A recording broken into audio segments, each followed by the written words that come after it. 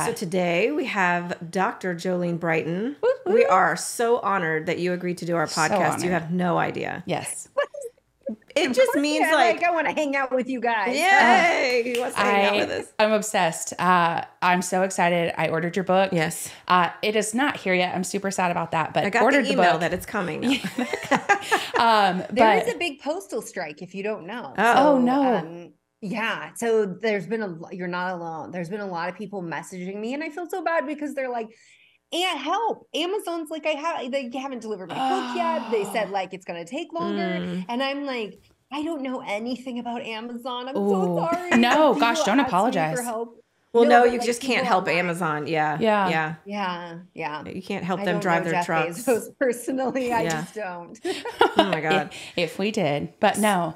So welcome to What the Body. Yeah, welcome to What the Body. And the book is called Is This Normal? And that is literally the purpose of our podcast. It's like podcast. Everything is normal. Let's talk about the body. Yeah. So I had to reach out to you and I'm so happy you're here. So could you give the listeners a bit of a background bio on you? You're a lot of things, a sexologist, a naturopath, endocrinologist. A badass. I was laughing about, I was just talking to a friend about like, oh yeah, I was looking into this program and she was like, are you seriously thinking about studying something else? I'm like, no, I'm gonna stop. Like there's so many things I'm not doing that I should be doing in terms of like, I just feel like motherhood and home life. Absolutely. Like, maybe I should actually like take care of this leak in my bathroom instead of like trying to study something else. But that's not where my skill set is. You know. Hire out for that. You're good. Yeah. So yes, I am board certified in naturopathic endocrinology. I am a clinical sexologist / sex counselor. I'm a nutrition scientist. So my background, very way back in the beginning, it was nutrition and chemistry. So I have degrees in both, and I love the intersection of nutritional biochemistry. So I am a nerd.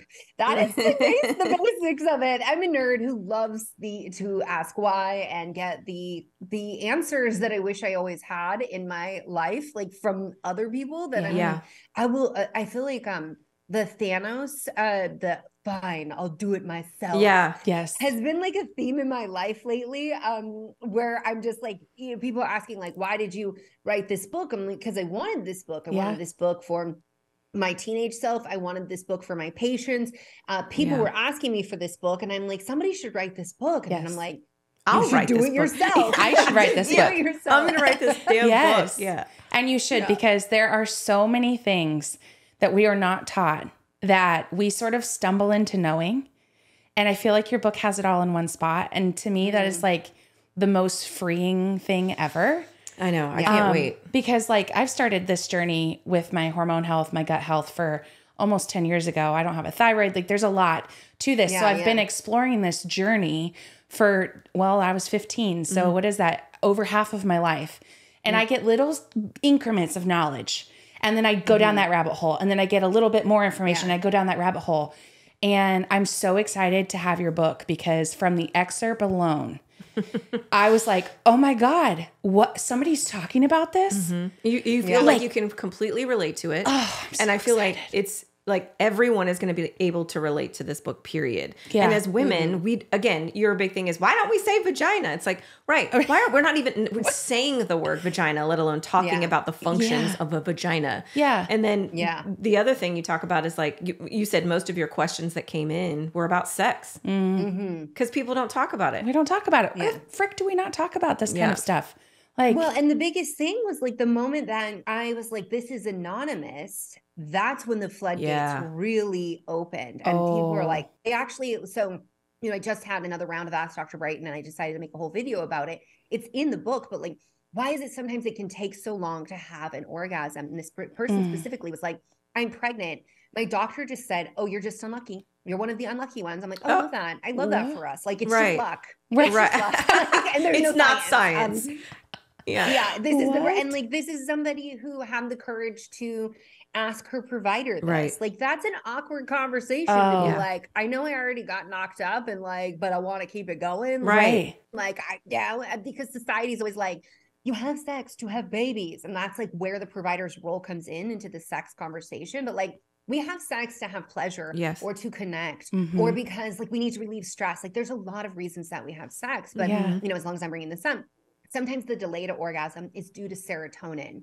And because of our estrogen levels being elevated, I think like today on social media, I was like, page 306 for the solution in the book. Like, and I talk about these aphrodisiac foods, one of which being saffron. And it's been studied. What's cool about saffron is that it's not only helpful for orgasms, it's also helpful for PMS and for menstrual cramps and for regulating your cycles. I know, right? Who knew? I didn't know. Like, I was like, this, I mean, people let us know in the comments, like, have you ever like priced out saffron? Like, it's so expensive. And I'm like, this is why the spice is so expensive. It's not, it's apparently very cumbersome to process. But we see that how we got to this in the research though, is because of people on SSRIs. Now, I just want to say disclaimer, if you're on an SSRI and you're having what is the word? Struggles with your orgasms. I'm getting too excited here. If you have these struggles and you're having anorgasmia, so the inability to orgasm, infrequent orgasms, or they're just like meh, the solution is not just jump off your SSRI, okay? Because that may be a very necessary medication right now. There's alternatives to it, but the research showed us that saffron can help with this, which is how we came to understand the role of serotonin and how it's so linked to our ability to orgasm or sexual desire in general. And when it comes to your menstrual cycle or pregnancy, estrogen and serotonin work together, and rises in estrogen, you see rises of serotonin. So you may have these higher estrogen levels and you're like, I'm self-lubricating and like I feel like really sexy, or you might be feeling really irritable. That could be a real thing too. But your serotonin coming up can make it a little more difficult to get there.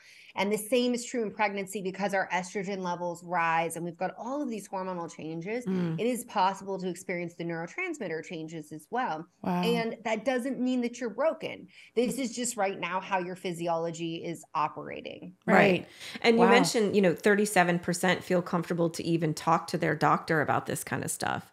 So, you know, we've had a couple of different people on talking about, you know, how plus size individuals are just told to lose weight when they go to the doctor instead of, you know, actually let's dig into the problem. So for these, you know, for the 63% that aren't talking to their doctor, how do you recommend they go about it? Gosh, you know, one part of why they're not talking to their doctor, that was for people like, where are you getting these stats? That was an informal survey I just did in my audience of like, why are you all asking me? Right. Someone who doesn't know you as an individual. Now, I'm honored that people trust me, but like, you have people in your life who know you very, very intimately in ways that I cannot on the internet. Why are you asking me? And a big reason was they didn't think their doctor would help them. Their doctor wouldn't have solutions or wouldn't actually help them. And that is so frustrating as you bring up, I mean, you don't even have to be plus size to be met with the dismissal and the gaslighting of medicine of like, I mean, you're just a mom. You're just getting older.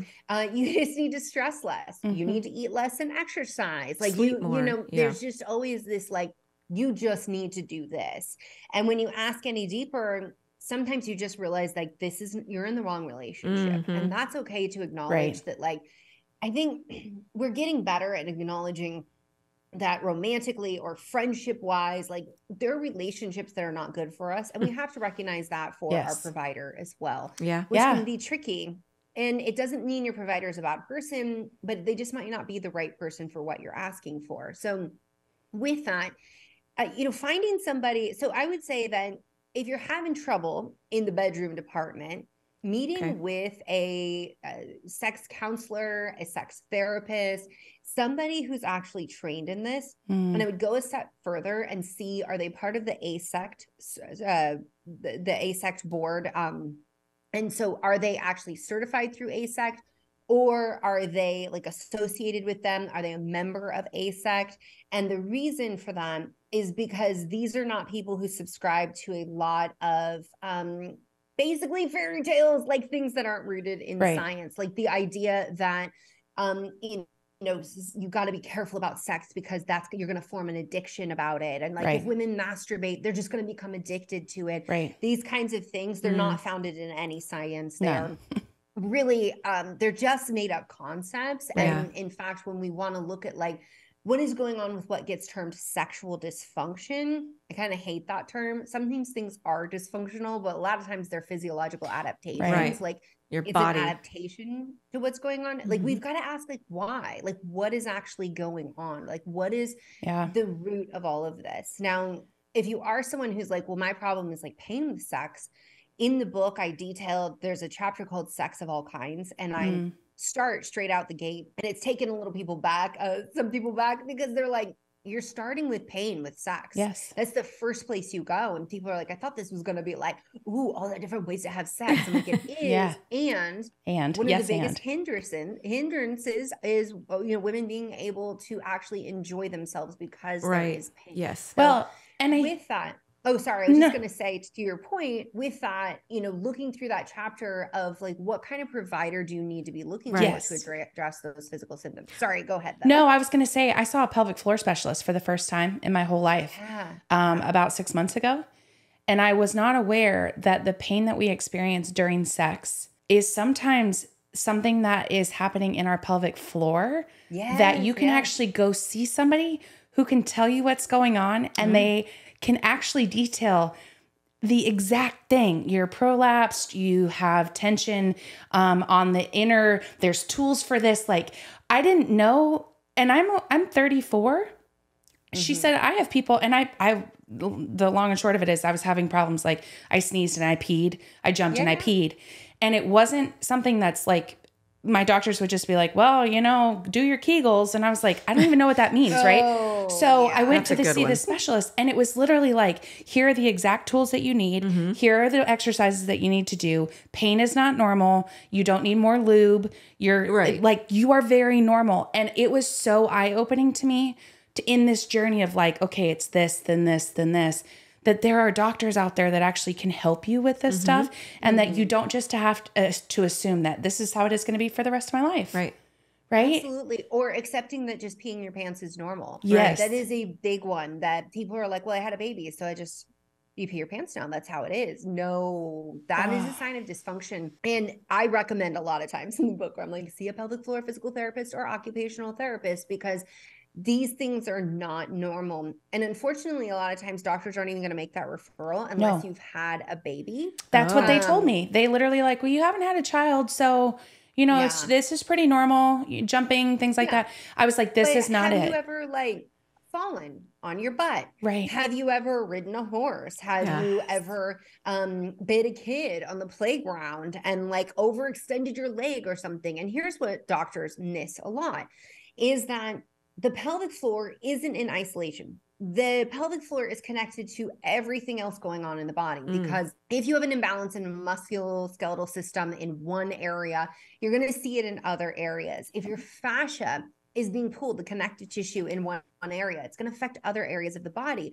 And so doctors are like, pelvic floor, Kegel, right? Everybody can relate to this. We have like hormone problems, gynecologist. Oh, but I'm also having gut problems, GI specialist. Like there's all of this compartmentalization. And when it comes to pelvic floor issues, it's like Kegels are always the go-to. You can just create more imbalances if you're doing Kegels, but your problem is hypertonicity. So the muscles are already too tight. You might have trigger points in there. So then you're doing Kegels and things are getting worse and it's getting more painful. And your dysfunction might not just be about the pelvic floor. You have hamstrings, you have lumbar, muscles, like that's your low back. Like you have all these other areas of the body that are also going to contribute to it. Even how you breathe, like how many doctors are talking to you about how you breathe when you have a bowel movement, how you breathe when you sit up, how you breathe when you lift weight, when you lift a box, when you lift your KitchenAid mixer. Like I was just doing that the other day, like lifting and making sure that you exhale as you lift. All of these things can impact your pelvic floor, and they're part of the discussion. There's James Nestor has a whole thing on breathing, and I am obsessed with breath and all of that. So I hear you on that. I haven't even liked my gynecologist until I was 40 years old. I mean, it's like you do your annuals. It's like, but who's going to answer all of my questions? I mean, Google's there now, but I want to talk to a human because, it's like depending on your issue, right? And you want to be able to feel comfortable to get into the nitty gritty of embarrassing things. I think you said one of the main things people ask you about is odor. Like, is this normal? Do you sweat? You have an odor. You have hormones. You were mentioning, the hormonal odor is different than the sweat odor, the body odor. Can you talk about that? Yeah, it's interesting because I will get this question sometimes where people are like, oh, I was hiking a mountain, I went camping, I was running a marathon, I was doing these things, and now my vaginal odor is really potent. No, friend, that's sweat. Okay. Yeah. So the same kind of glands you have in your armpit are in your groin as well. Yeah. But we're told by society that anything that smells down there must be coming from your vagina. Yep. When in fact, it's just like your armpits. Yes. It's where your skin folds. Sweat. Mm-hmm. Yeah. Sweat, bacteria. resweat, those bacteria have a good time. Now we've got odor going on. Yeah. And that's normal. It happens to men all the time too, but nobody is like down there being like, oh, let's make jokes and shame you about like, your nether region. Right. That's like very female specific. So I have a whole chapter on discharge where I help you decode the odor, the texture, or the sensations that you might have going on with that discharge, and what does it look like? And so that you can understand what's normal, what's not, how it changes throughout your cycle, and when it might be yeast vaginitis or bacterial vaginosis. If it ever smells like fish, or you're like, it smells like something is rotten, yes, like nobody likes to talk about that, but that can be a sign of an STI. And a lot of the times, as I talk about in the book, STIs in women are silent. So don't wait for odor, don't wait for discharge, be doing your regular screenings. But if you are having an odor and you're noticing that it's fish-like smell, it's not you, it's normal bacteria that have overgrown. And odds are it's because you had your period, or you used a specific kind of lube, or you allowed semen to enter the building. Yes. And these alkaline things, they shift your pH. And if you get that pH shift, then odor is going to happen. And it's normal. And it's not that anything's wrong with you, or you're dysfunctional, or you're broken. You have a complex little ecology. Like you've got to be basically like a farmer tending to those organisms in the vagina. Yes. Well, and then even things like boric acid suppositories and things like that. Like there are things out there that are ways to regulate your pH balance that are safe to do that we don't talk about as a country. It's like, go see a doctor, spend the $250 for the specialty medical visit. I don't even know what that is. Boric acid. So boric acid, I talk about it in the book. So people use it as a suppository. Please never take it orally. It is toxic. It is toxic. And it is going to kill stuff. It's going to kill stuff off. And that's, boric acid, vitamin C, when we talk about bacterial vaginosis, are some of the common over-the-counter things that do have efficacy for them. And you're right. I mean, it's much like Monistat. You don't always need to see a provider to treat that. But it is something that I would say to people that if you treat it and it doesn't get better, you definitely need to go see your provider. But yeah, with boric acid, there's a lot, like all over social media, people are like, this changed my life. I was introduced to boric acid by my gynecologist like 20 years ago, as I think back, because I was on a birth control pill. And I got repeat yeast vaginitis over and over and over. No one ever told me like, hey, this is a side effect of birth control. What the heck? Yes. I know. But my provider, so I actually ended up, I talk about this in Beyond the Pill if people have read it. I became allergic to Monistat. So I had to use it so many times, month after month, that my vagina literally turned inside out. So the vulva is the outside, but my vagina became the outside because it was a significant allergic reaction. Oh, wow. Oh, no. Completely. I mean, it was horrific. I was like, what is actually happening? No. Yeah. It was made worse by the fact that I was a college student and I had to commute on my bicycle. And the way I made money was teaching spin classes. Oh, no. So that day was a bad day. Wow. It was a bad day. The fact I ever get on a bike again is amazing. But my provider was like, you can't use Monistat. Diflucan isn't working. Yeah. Let's go ahead and try boric acid. And when I got introduced to that, it was a total game changer for me. Absolutely. It's not going to be that story for everyone, but I do think so. And I'm talking about yeast, but we were talking about bacterial vaginosis. It can help with both of those because it's going to go in, it's going to kill off some critters. We don't want to overuse it. No. Just like we don't want to overuse antibiotics and other things that kill critters. And by critters, I mean microbes, because that can lend itself to issues down the line. But it is something that can be beneficial. And I have a whole, like, the conventional treatment and then the over-the-counter treatment. And then the stuff of like, people are like, just douche with hydrogen peroxide. And I'm like, but you might not know what you're dealing with. And not the best way. Like douching when you don't know what an infection is a good way to shove an infection up higher. And I was going to say that goes into your cervix and everything. Yeah. And your fallopian tubes. Yeah. You can get pelvic inflammatory disease. You can end up with scarring in your fallopian tubes and become infertile. So this is why it's something that it's like, some things are good, but having a provider, especially if things are not getting better, or you're so desperate that you're like, I will just douche with apple cider vinegar and hydrogen peroxide and just shove everything up there. I can't even. I would never. No, I would never. Well, but like I was desperate. I have that same story. I was desperate. Yes, and desperate. I have now fired all of my doctors because of weird things that have happened. But I went to a Planned Parenthood because I just needed to see somebody, and the freaking nurse goes, "Hey, I see that you have a history of recurring X, Y, and Z symptoms." She said, I'm going to get you some paperwork. The doctor's still going to come in and talk to you. I'm going to get you some paperwork. And I just want you to look at it. You can order these online. You can get them at the store at that time. This was probably 2 or 3 years ago. At the time, it's easier to get them on like Amazon or whatever.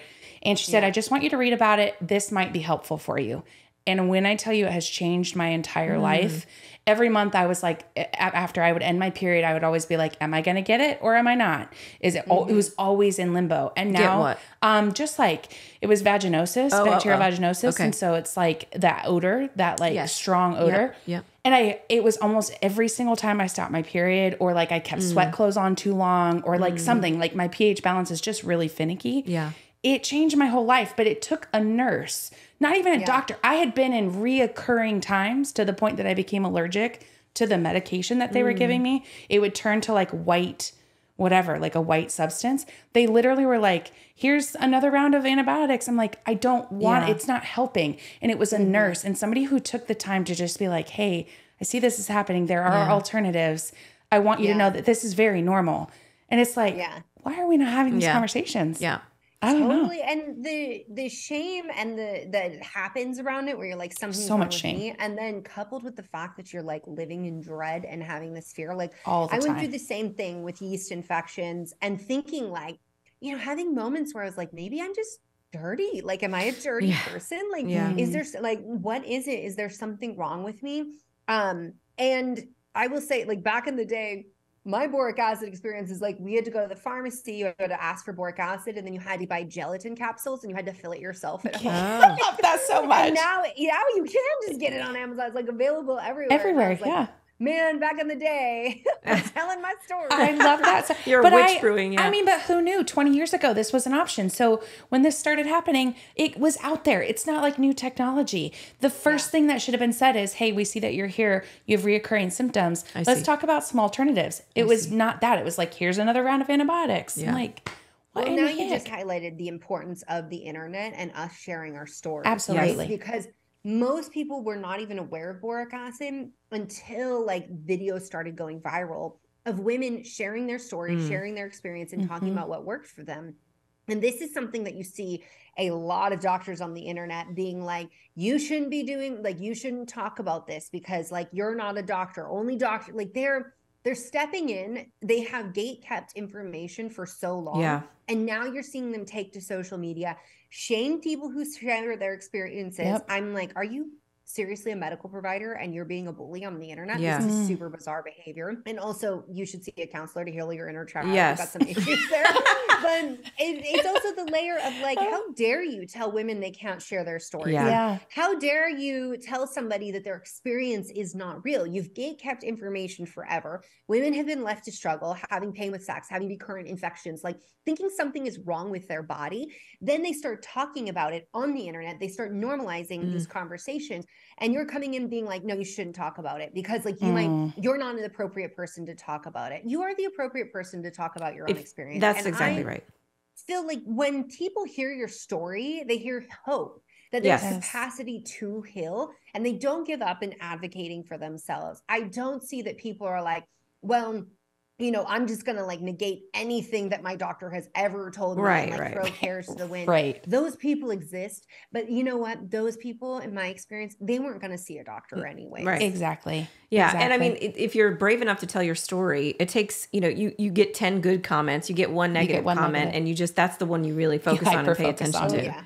Everybody does it. By the way, I have done like over 200 interviews. Podcasts. I have spoke on stages across the world. I have been at influencer parties. Like I have done all of these things to come into contact with people who put their life on the internet, and they all say the same thing. It is the biggest struggle of like, people come onto the internet, you get all of this support, but that one comment is the one that gets you.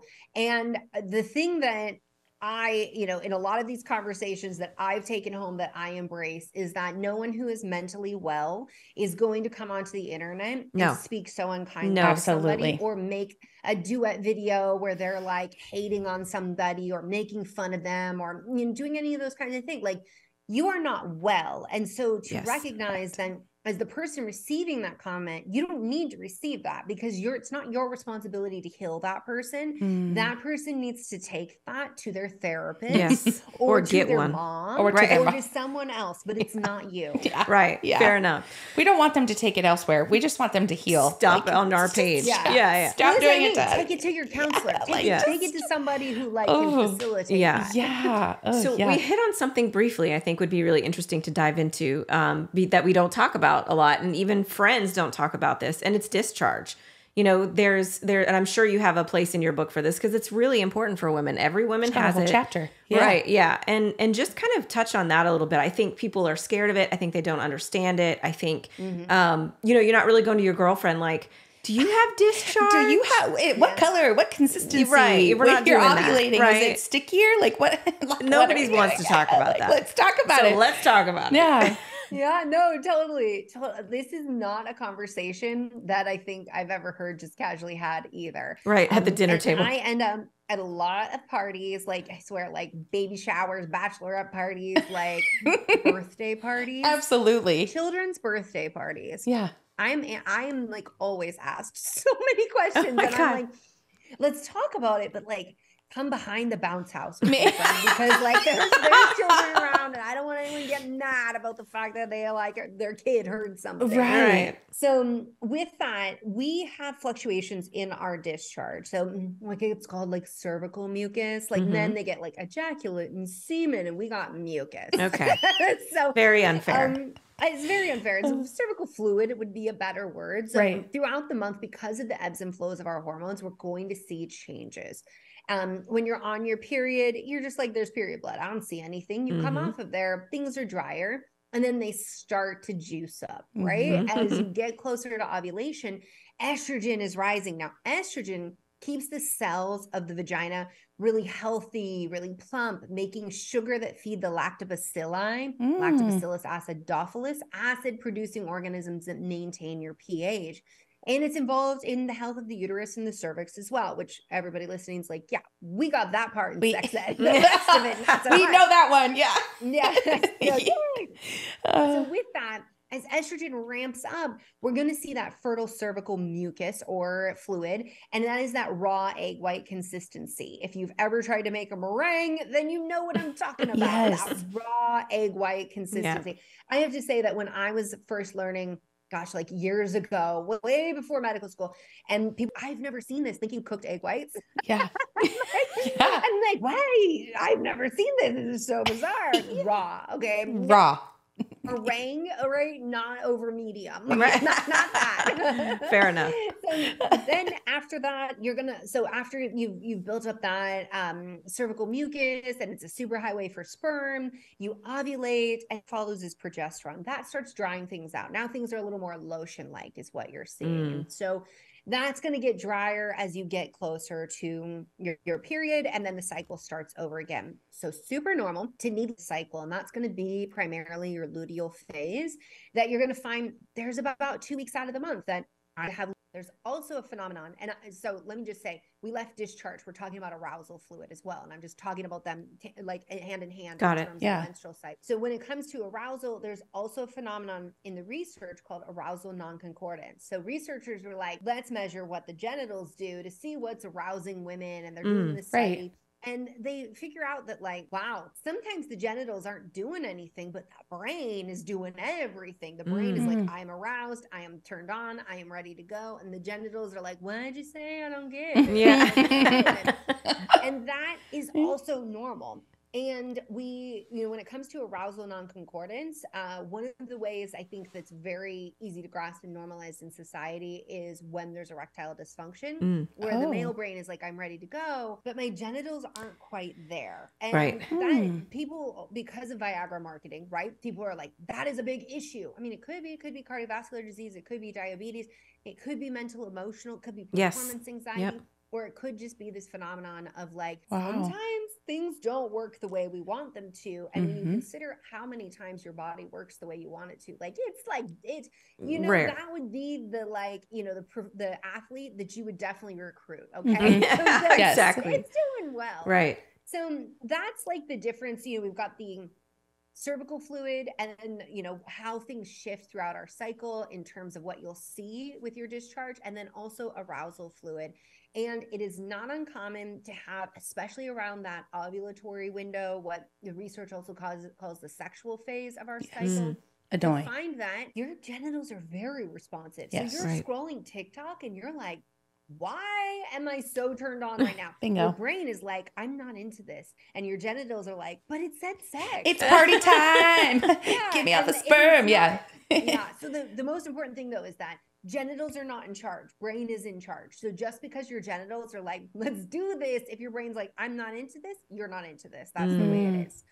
So if you've ever seen, I see the comments sometimes, I really hold back. I really want to comment, but there's so many where people are like, they're watching something and they're like, did I just change sexual orientation? Yeah. Like, why am I so into this? And I still want to comment, like, don't trust your genitals, trust your brain. Yes. Yes. Like maybe you did. Yeah. And, we do know that, like, your people's interest in things is very varied and it's a spectrum. Absolutely. And sure. Yep. But if you're like, I don't understand, I'm confused. Trust your brain. Trust your brain. Well, I was just going to say, when the last part I just wanted to say about that for people is like, when should you be concerned versus, okay, so you explained what's normal, right? What are the couple of things, like, if this is happening, maybe let's go get it checked out. For sure. Okay. So if it's ever that cottage cheese-like consistency, probably a yeast infection. If it's got the odor, we've already discussed that. Yep.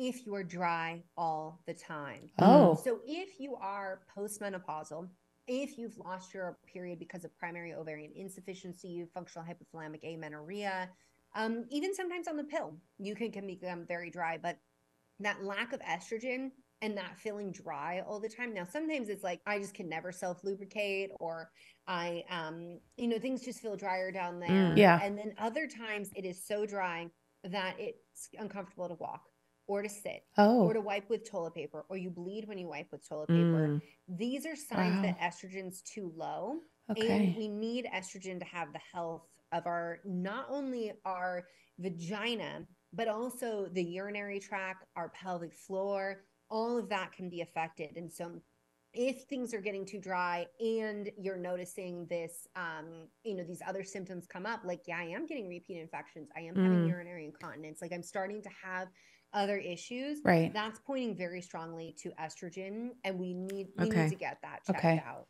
That's really good to know, because I think a lot of people don't realize that. I don't. I can't wait for the book. Yeah. I know. Both of us are so excited. I know. Can you talk really quick about women, humans with female anatomy have a 28-day hormone cycle, whereas men have a 24-hour hormone cycle.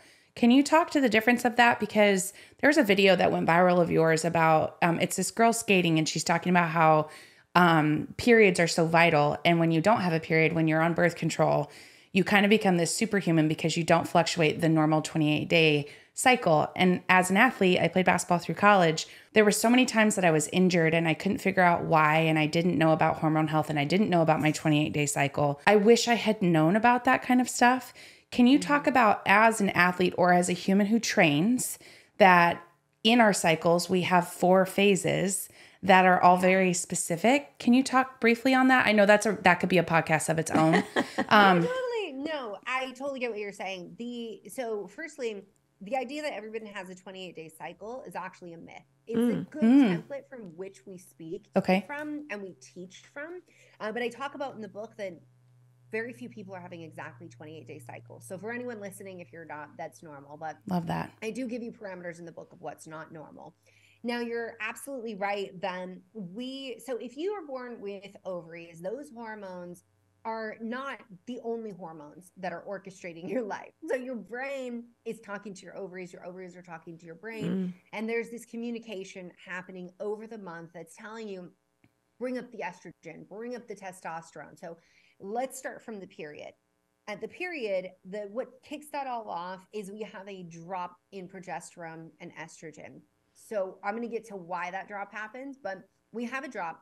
The period starts, but by day 3 of your cycle, that's when we're going to measure estrogen because it is coming back up.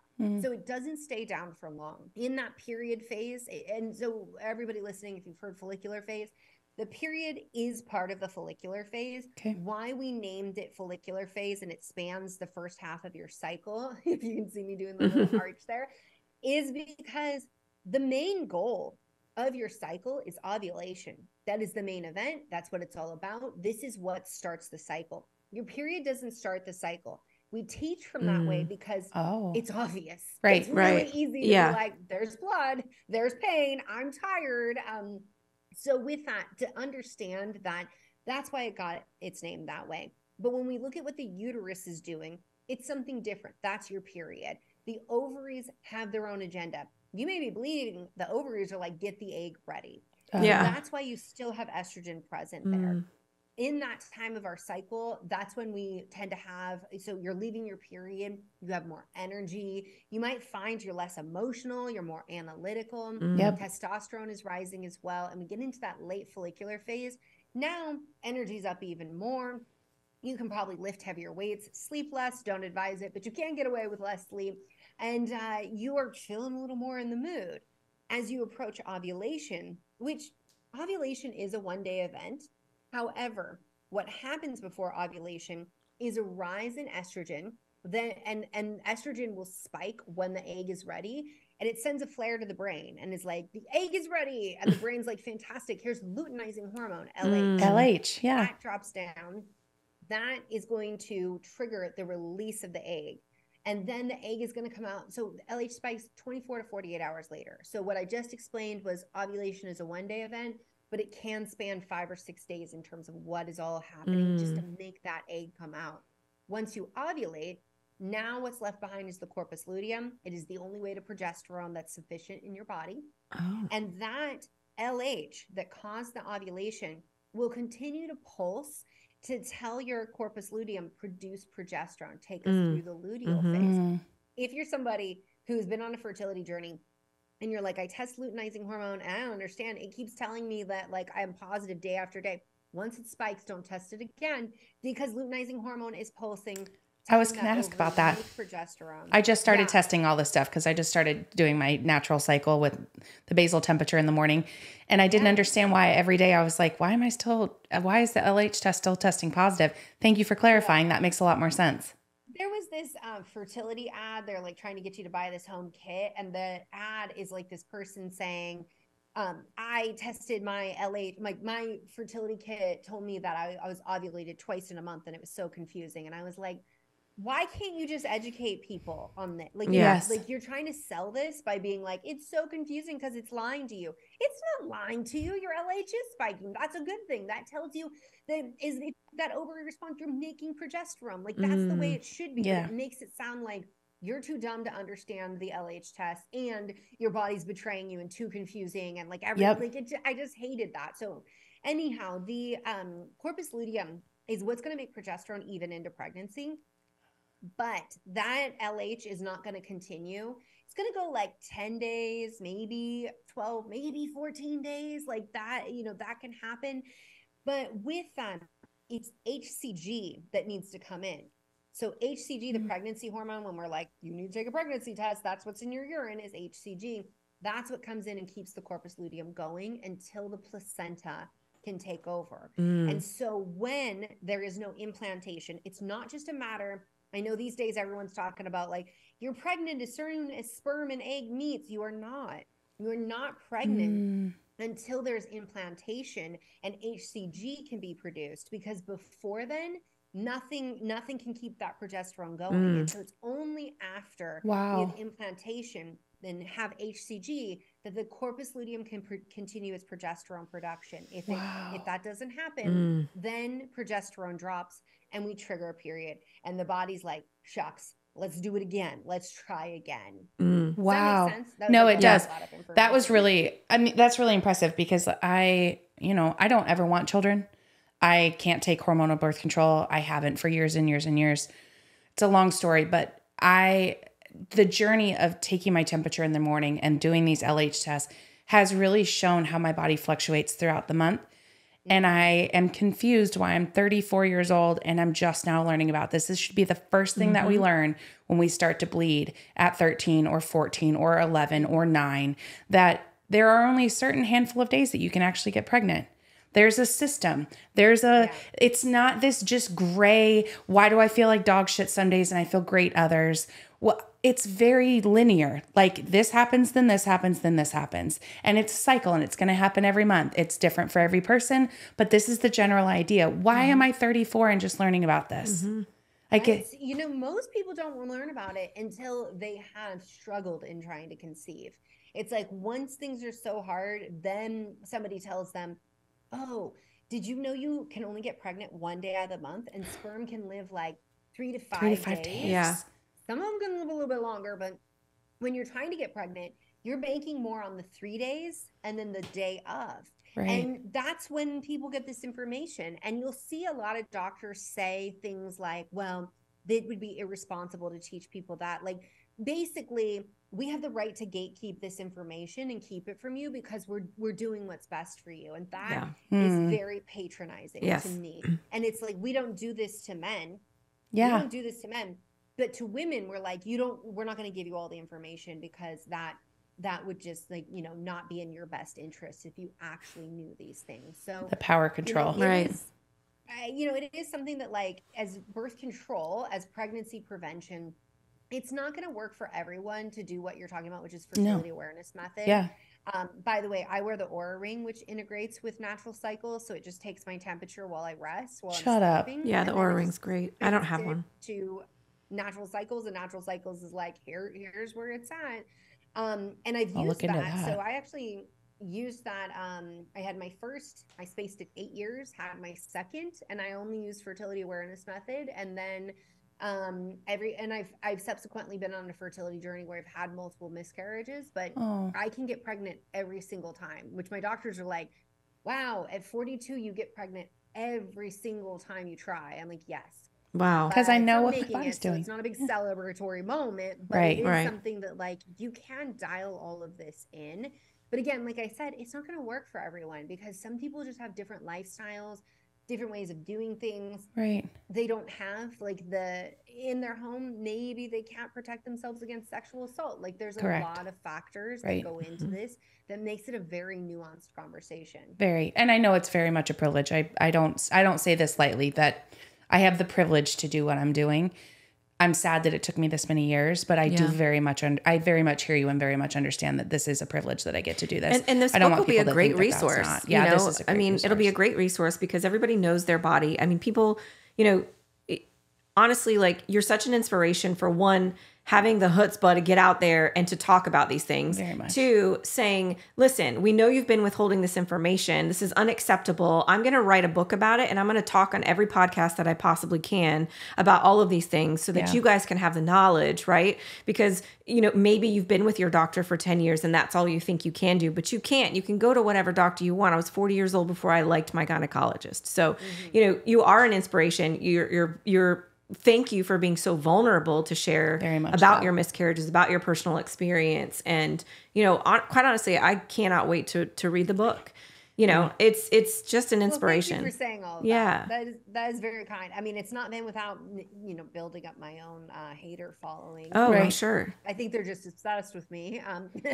Yeah. I get to live rent free in their head. But, you know, it is something that I do believe that if you give women the information, they can make the best decision for their body, and we can trust them in that. And that all these conversations don't have to be all or nothing. Like, right. You can use a medication and do nutrition and lifestyle. Yes. You can use you know, fertility awareness method to know your body, and still just be using an IUD, like a copper IUD. Like, you can do many things at the same time. It doesn't have to be like you either do this or you do that. Right. And Absolutely. it's the same thing for everybody as we put you on the conveyor belt that is the assembly line. Exactly. Right. And there's a lot of things that you can do yourself with food, with meditation, right? With exercise. There is a lot that you can do. And so that will be in your book. I'm certain of it. Yes. Yeah, there's a 28-day program. I got you. I'm not going to just give you all this information and then be like, bye. Oh, here's your problem. Yeah. Good luck. We know you're imbalanced, but Godspeed. And I think like the last thing I want to say to the people listening is, you know, and I've done this, and it seems like all three of us are pretty, you know, type A. We're out there. We say what we think, but you know, you are allowed to push back against your doctor. If your doctor says, I think you should go this route, and you know that your body is telling you something else, whatever that situation may be, you know your body better than your doctor. You know your body better than your family. You know your body. Follow your gut, follow your body, follow what your brain is telling you to do, and don't do the stuff that you know is wrong.